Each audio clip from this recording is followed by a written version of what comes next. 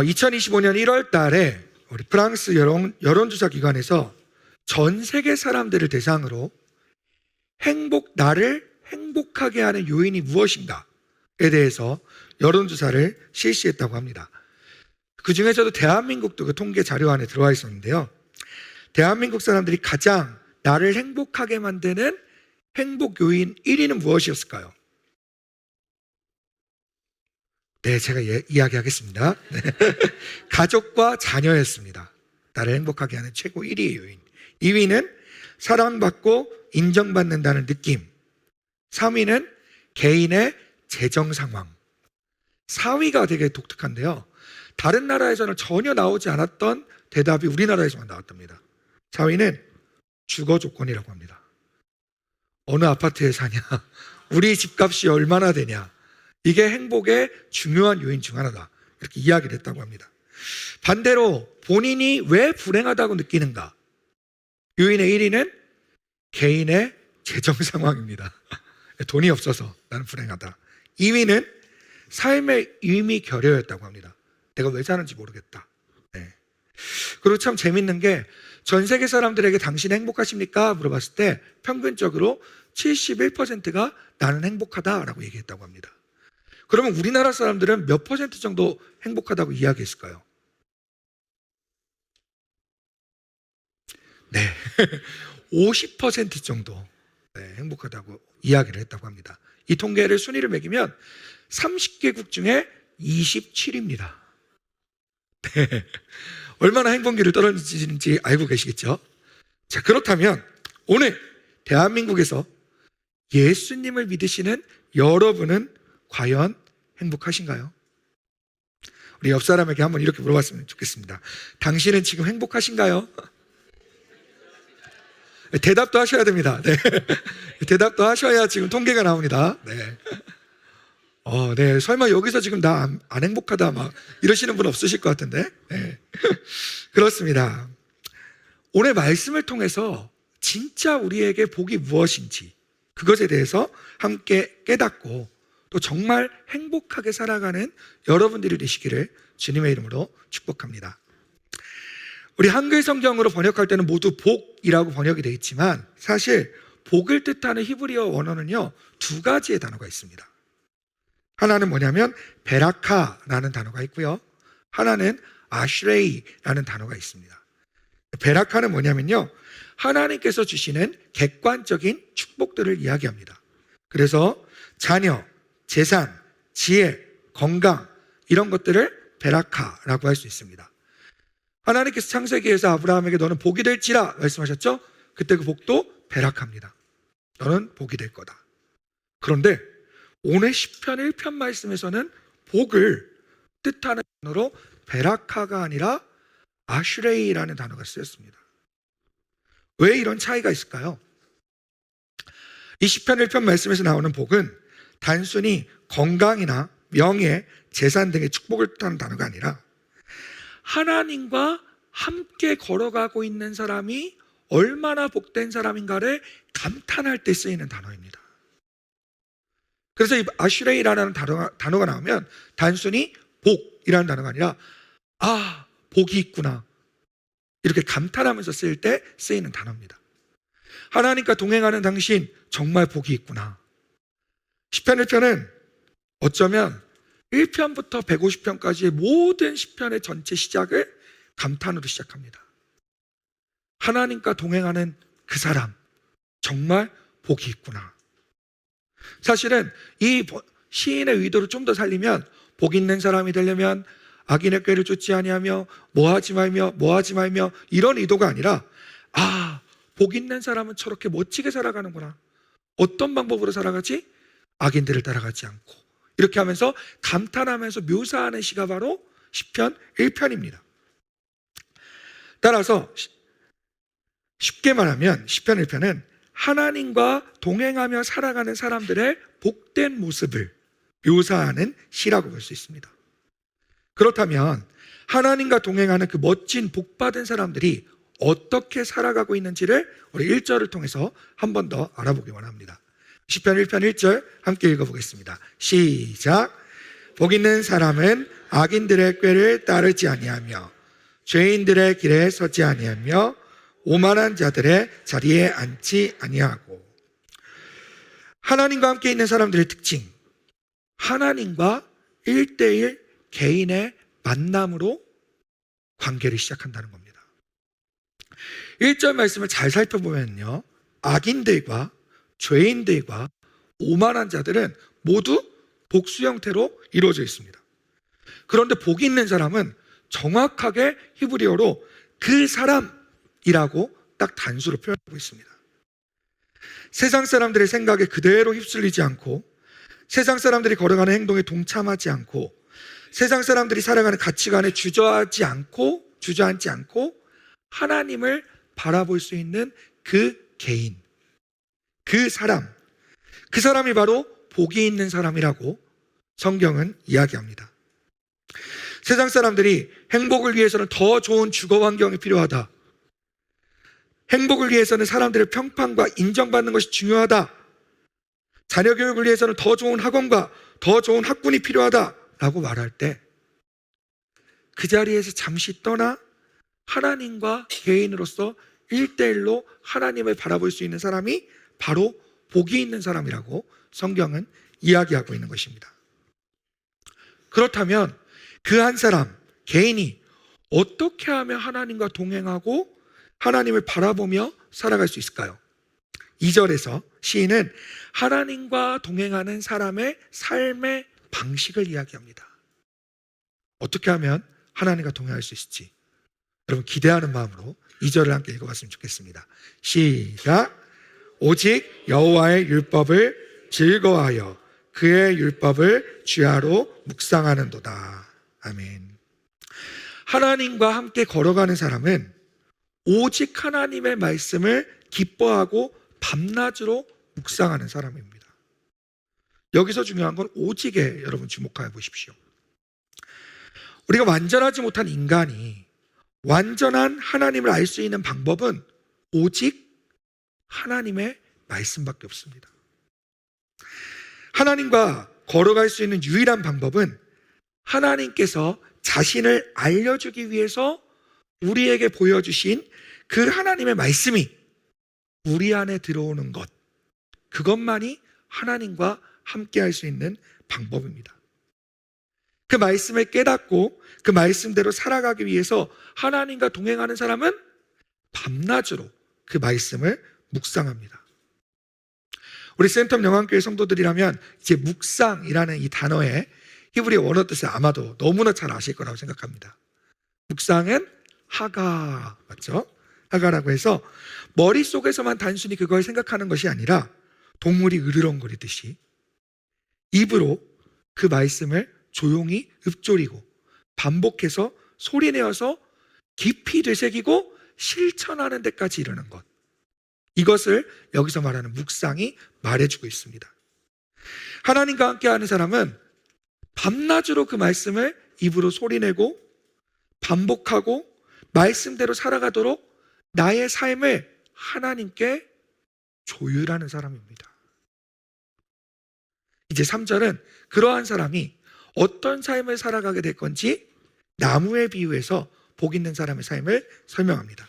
우리 3절을 함께 읽어볼까요? 시작. 그는 시냇가에 심은 나무가 철을 따라 열매를 맺으며 그 잎사귀가 마르지 아니함 같으니 그가 하는 일이 다 형통하리로다. 아멘. 네, 우리 한국교회 성도들이 가장 좋아하는 말씀 중 하나이자 많은 기독교인들의 사업장에 액자로 걸려있는 말씀입니다. 또 많은 기독교인들이 많은 사람들이 기독교를 믿게 되는 계기가 되기도 하는 그런 말씀입니다. 이 구절을 사람들은 이렇게 많이 해석합니다. 하나님께 복받은 사람의 삶은 어떠냐? 물이 많이 없던 이스라엘에서 물이 흘러넘치는 시냇가에 심은 나무처럼 하나님께서 우리를 이 척박한 환경 속에서도 가장 좋은 환경으로 인도해 주시고 철을 따라 열매를 맺은 것 같이 10대에는 좋은 대학, 20대에는 좋은 직장, 30대에는 좋은 배우자, 40대에는 좋은 자녀, 50대에는 좋은 아파트, 노후 관리, 60대에는 존경받는 위치 탁탁탁탁 설에 따라 하나님께서 복을 내려주시고 잎사귀가 마르지 아니함 같이 안 좋은 일과 모든 환난, 모든 고통들은 하나님께서 다 없애주시고 이 땅에서 잘 먹고 근심 없이 잘 살도록 만사 형통하게 된다라고 해석들을 많이 합니다. 이 해석은 우리 교회가 아니라 전에 있던 제가 어렸을 때 시편 말씀을 이렇게 들었습니다. 그래서 저도 어렸을 때 이 말씀을 들으면서 하나님 믿으면 세상의 모든 일들이 다 잘 풀리는구나 이렇게 생각을 했습니다. 공부도 잘하게 되고 직장도 좋은 데 들어가게 되고 돈도 잘 벌고. 그런데 여러분, 현실이 그렇습니까? 때로는 사업에 실패하기도 하고 인간관계가 틀어지기도 하고 내가 원했던 진로대로 가지 못하는 일도 생기고 자녀들이 속을 그렇게 썩이는 일도 생깁니다. 그럼 그때마다 자책합니다. 뭐라고 자책합니까? 내가 하나님을 덜 믿었구나. 하나님을 더 믿었으면 하나님께서 이 모든 세상 만사를 형통하게 해주셨을 텐데 내가 덜 믿어서 이렇게 됐구나. 그러면서 다시 기도합니다. 하나님, 제가 더 간절하게 믿을 테니 하나님 이번에는 시험 잘 보게 해주세요. 하나님 이번에는 우리 집값이 오르게 해주세요. 하나님 관계가 잘 풀리게 해주세요.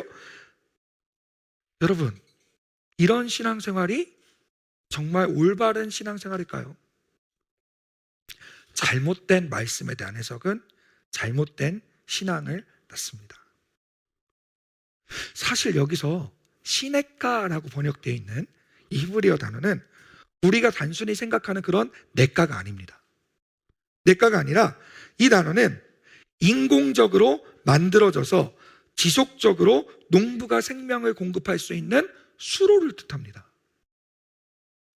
우리가 흔히 생각하는 시냇가에 버드나무가 막 이러고 있고 막 이런 나무가 아니라 개간에서 물이 흐르도록 농부가 직접 만들고 수로를 만들어서 관리하는 그런 물가를 여기서 시냇가라고 번역을 했어요. 그리고 심은이라고 번역했는 단어인데 사실 이 단어는 수동태예요. 심은이 아니라 심겨진 나무예요. 어떤 나무라고요? 심겨진 나무. 원래는 내 멋대로 자라고 있었지만 원래대로라면 내 마음대로 막 자라고 있던 나무였는데 하나님께서 나를 파내어서 하나님께서 직접 만드시고 때에 따라 말씀을 공급해 주시고 나에게 생명을 주시는 그 수로에 옮겨 심겨진 나무가 바로 복이 있는 사람이라는 뜻입니다. 아멘. 따라서 복 있는 사람은 세상적 가치관에서 파내어지고 하나님 말씀 안에 심겨져서 어떤 상황에서든지 공급되는 그 말씀을 가지고 어떤 상황에서든지 하나님의 뜻을 발견하고 그 하나님의 뜻을 알아 하나님의 뜻을 이루어가서 열매 맺는 사람, 이런 사람이 바로 복이 있는 사람입니다. 세상 사람들의 평가, 세상 사람들의 시선, 물질적인 재물과 환경에 따라 행복이 결정되는 것이 아니라 하나님께서 공급해 주시는 때에 따라서 공급해 주시는 그 말씀 가운데서 어떤 일이 있어도 흔들리지 않고 확신과 기쁨 가운데서 튼튼히 뿌리내리고 심겨진 사람이 행복한 사람이라는 것을 오늘 시편 기자는 이야기하고 있습니다. 이것이 바로 시편의 서론이자 시편 전체에서 이야기하고자 하는 복의 의미입니다. 그렇다면 말씀에 뿌리내리지 못하고 내 마음대로 살아가는 사람들은 어떻게 될까요? 4절, 5절 말씀을 한번 읽어보겠습니다. 시작. 악인들은 그렇지 아니하며 오직 바람에 나는 겨와 같도다. 그러므로 악인들은 심판을 견디지 못하며 죄인들이 의인들의 모임에 들지 못하리로다. 그렇습니다. 말씀 안에서 심겨져 뿌리내리지 못한 사람들의 삶은 바람에 날아가는 겨와 같습니다. 고난과 심판이 닥치면 견디지를 못하고 흩어지기 시작합니다. 좌절하고 쓰러집니다. 반대로 그러한 환난과 역경 가운데서도 하나님의 말씀 가운데 수로에 심겨진 사람의 삶은 어떠할까요? 여러분, 처음에 제가 1절에서 드렸던 말씀 기억나실 겁니다. 복 있는 사람의 시작은 하나님과 나와의 1대1 관계에서 시작된다고 했죠. 그런데 오늘 4절 말씀, 5절 말씀을 보십시오. 특별히 5절 말씀에 보면 하나님은 처음엔 개인으로 시작했지만 그 복 있는 사람들을 어디로 불러주시냐면 의인들의 회중으로 불러주십니다. 복 있는 사람들은 바람에 날려가는 것처럼 흩어지는 게 아니라 하나님께서 정말 그 말씀 가운데 사는 사람들의 모임, 공동체를 만들어 주시고 그 안에서 이 모든 환난과 어려움 가운데서도 우리를 격려받고 위로해서 다시 세워질 수 있는 공동체를 준비해 주신다는 것입니다. 마지막 결론으로 하나님께서는 6절에서 의인의 길과 악인의 길의 결과가 어떠한지를 대조해서 이 시편 1편에 마무리 짓게 됩니다. 우리 한번 6절을 같이 한번 읽어볼까요? 시작.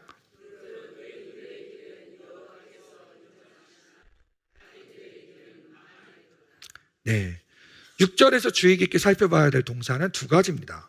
하나는 인정하시나, 두 번째는 망하리로다. 그렇죠? 인정하시나 라고 이렇게 번역이 했는데요, 이 단어 여러분 정말 많이 하는 단어입니다. 많이 들어보셨을 겁니다. 야다라는 단어입니다. 알다. 그런데 그냥 지식적으로만 아는 것이 아니라 관계를 통해서 그 사람이 어떤 사람인지 알다. 깊이 함께해서 경험을 통해서 이 사람이 어떤 거구나, 그것을 알다 라는 뜻으로 쓰인 게 바로 이 인정하시나 라는 단어입니다. 그리고 이 단어는요, 현재 분사형으로 쓰였었어요. 이게 무슨 말인지 모르겠다 하시는 분들은 이 단어는 지금도 계속해서 지속되고 있다는 겁니다. 하나님의 말씀 안에 뿌리를 내리고 그 말씀 가운데서 하나님이 공급하시는 수로에서 살아가는 사람들은 그 사람들이 가는 그 모든 길들을 하나님께서 관계를 통해 직접 다 하시고 보호하시고 지금도 그 길 가운데 함께 하신다는 겁니다. 아멘. 그런데 악인들은 어떻습니까? 망하리로다. 이 말씀이 되게 재미있는 게 이 말씀의 시제를 보면 미완료형으로 되어 있어요. 이거 뉘앙스를 조금 더 잘 살려서 번역하면 이렇게 됩니다. 악인들의 길은 걔네들이 지금 무슨 일을 하는지 어떤 상태인지는 모르겠지만 결국에는 망하게 될 것이다. 이런 뜻입니다. 때로는 우리가 살다 보면 악인들의 길이 더 멋져 보일 때가 있어요. 저 사람 예수도 안 믿는데 왜 저렇게 좋은 집에 살지? 저 사람 예수도 안 믿는데 왜 저렇게 높은 지위에 잘 올라가지? 예수 믿는 나는 이런데, 예수님 믿어서 능력으로 사는 나는 왜 저 사람보다 공부를 더 못하지? 지식이 딸리지? 왜 저 사람은 더 잘 대받지? 그런데 더 성공한 것처럼 보이고 더 부러워 보일 수 있지만 하나님의 말씀에서 떠난 그들의 최후는 그들의 현재 상황이 어떻든지 그들이 지금 무엇을 하고 있든지 망하리로다. 멸망을 향해 달려갈 것이라고 하나님은 말씀하십니다. 하나님의 말씀 안에 심겨진 그 의인들의 길, 복 있는 사람들의 길이 지금은 때로는 고난스러워 보일 수도 있고 인정받지 못하는 것처럼 보일 수도 있고 때로는 하나님이 안 계신 것처럼 막 느껴질 수도 있지만 하나님은 지금 그 의인들의 길에 함께 하시고 보호하시고 관계를 통해서 우리들의 마음을 하시고 끝까지 걸어가신다는 겁니다. 사랑하는 성도 여러분, 진정한 복은 하나님의 말씀 가운데 심겨져서 하나님과 함께 살아가는 삶입니다. 때에 따라 공급하시는 그 하나님의 말씀, 하나님의 인도를 듣고 그 길에 하나님께서 원하시는 뜻대로 그 뜻을 이루어가며 열매 맺는 삶이 우리의 삶의 가장 행복하고 기쁘고 즐거운 삶입니다. 이러한 기쁨의 삶에 여러분들이 동참하시기를 주님의 이름으로 축원합니다. 이러한 삶은 그런데 아까 2절에서 어떻게 할 때만 이룰 수 있다고 그랬죠? 오직 여호와 율법을 즐거워하고 밤낮으로 묵상할 때. 그렇습니다. 저도 지난 한 학기 동안 이 말씀을 이루기 위해서 어떻게 하면 말씀을 계속해서 밤낮으로 입으로 소리내면서 읊조리면서 기억하고 실천할 수 있을까 생각을 해봤는데요. 저에게 가장 알맞았던 방법 중 하나는 찬양과 챈트였던 것 같습니다. 네. 말씀을 바탕으로 지어진 찬양, 그 찬양을 계속해서 읊조리고, 우리 교회에 있는 복도에서 저 이상하게 봤던 사람들도 있을 거예요. 목사님 계속 중얼중얼거리네. 학교에서나 또 운전할 때 정말 계속해서 입술로 계속 찬양하면서 그 말씀을 생각하고, 또 챈트 하니까 또 이상하게 생각하실 수 있는데요, 우리 교육부에서 진짜 잘하는 겁니다. 말씀에다가 운율과 가락을 붙여서 외우는 거예요.